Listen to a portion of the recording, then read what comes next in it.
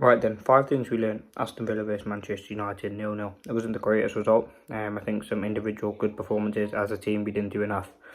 Aston Villa were there for the taking for me, and they didn't really offer a threat themselves. But these are the 5 things we learned. Let's get straight into it. Number 1, Johnny Evans' class.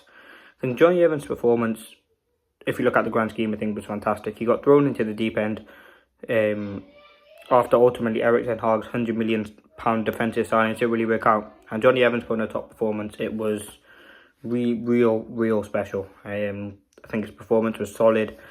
It was a leadership performance. He took control of his box, was good in the air, duels was fantastic. And as I said, you look at when it got tough in the game, he stepped up.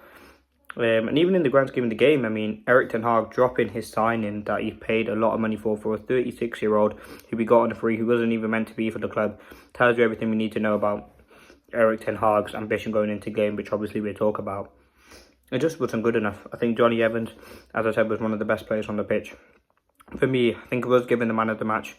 But yeah, definitely was man of the match by far. Was commanding, good on the ball, quick, offered a lot for Manchester United. Played all the game, and yeah, what a performance it was by Johnny Evans. So for me, the first thing we learned is Johnny Evans' class, and I think for me, going into the next game, he does deserve to start based on merit. Maguire was someone who obviously got a goal against Porto, deserved to start this game. Hopefully he's not out with the injury, because I wouldn't mind giving, probably won't happen, I'll probably change my mind, but as of now, I wouldn't mind giving Johnny Evans and Maguire the next game against Brentford after the international break. They showed so much quality, character and leadership in this game. They kept Ollie Watkins quiet, particularly Johnny Evans, for the full 90 minutes, and that tells you everything you need to know. He's a very informed striker, but he didn't really get a sniff at goal today. He only had one shot in the whole game. We went over the bar, so very happy with Johnny Evans. Now, number 2, the second thing we learned about United, we can be compact when it needs to. I think we are very compact today. We've seen in big games against City in the FA Cup final. When we need to be compact and we need to keep shape, in the one-off game, we definitely can do it. The 4-2-4 or the 4-4-2 sort of press worked. It was an organised press. We didn't really let Villa sort of execute and get past our midfield too often. I mean, it did happen a few times, but there weren't too many times. There weren't huge gaps between midfield and defence and the midfield and attack.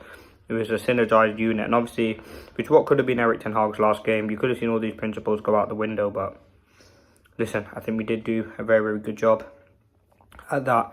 I mean, we're a compact team. You look at Villa, they were a team in form, winning their last game, but obviously drawing their last game, but they are in form in terms of Premier League.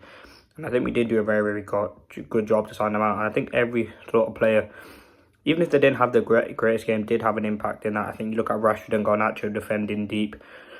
Højlund not pressing when he doesn't need to press. Bruno was a bit more structured and centred and had a bit more smartness about his game defensively. Johnny Evans was fantastic. Delos kept his position. Mazraoui and Lindelof, when they played there, everyone did put in a good shift, and that was a real positive to see. I think these sort of players have had it tough. But listen, they're Manchester United players. They're on millions of pounds a year. Like, they should be. The minimum should be to put in a good performance, and we know we're nowhere near where we want to be. But I think today was a compact performance by Manchester United, and I think we did do a very good job in doing that. So fair enough to sort the players in doing that. It was always going to be a tough game from start to finish for me. Villa were a top side, so yeah, compact performance by United. The third thing we learned, Ten Hag, I'm just going to name it as Ten Hag. What happens with Ten Hag going forward? Like, does he get sacked? He got a draw. Obviously, reports that this draw does kind of alleviate the pressure of Ten Hag. There's less pressure on him now getting sacked. He's talked about how he constantly is speaking to the leadership team about the future and how it is a process. Obviously, the meeting on Tuesday. I think they're going to have a meeting tomorrow in Manchester as well about that. Obviously, there are things going in place, and obviously they will discuss Ten Hag's future. But Ineos will be very smart about this. They won't make a decision too rashly. They've given it a lot of time. And obviously, if they do sack Ten Hag, they know exactly, they have a plan on who's to come in. Obviously, it'd be a big sort of payoff if Ten Hag does leave. I think it's 17 million that's being reported.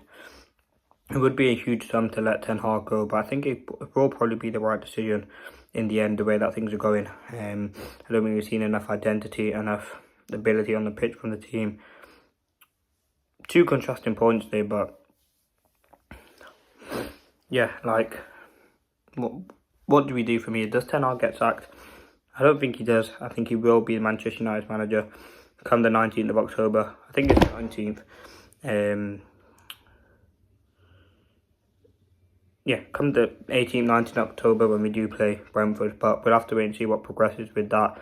It's an international break, so yeah, let's see what happens. Now, the fourth thing we learned is United just can't score goals at the minute. A 0-0 in the last game. Yes, we conceded 3 goals, but 2 of them were goalkeeping mistakes, and one was just a moment of brilliance from Maguire against Porto. Like, we just can't score goals at the minute.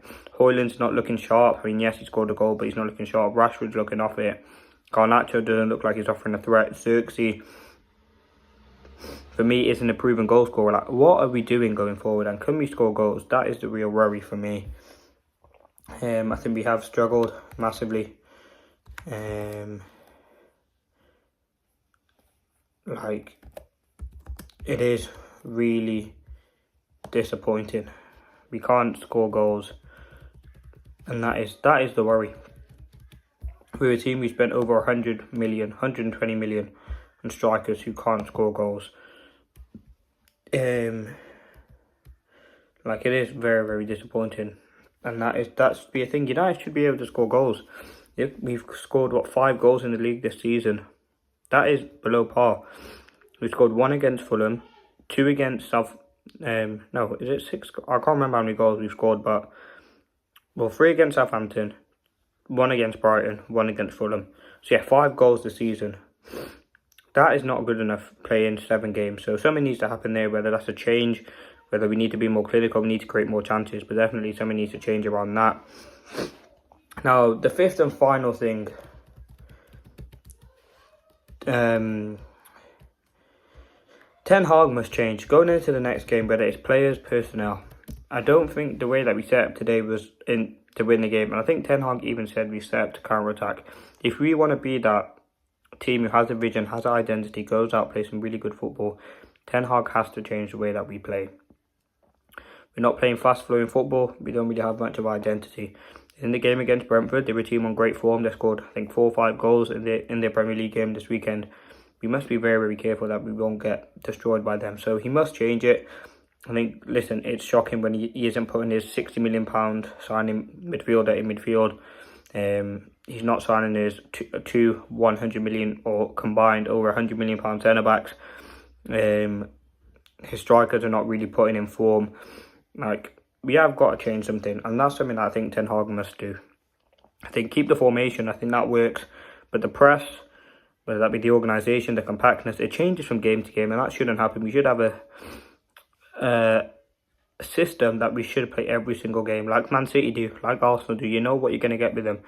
Yes, obviously Arsenal change it from game to game in terms of personnel, but City, they know exactly what they're going to do. They're going to play that three back, and then when they need to drop in, they know exactly what they're going to do. There's a structure, there's a system about. United don't have that at the minute.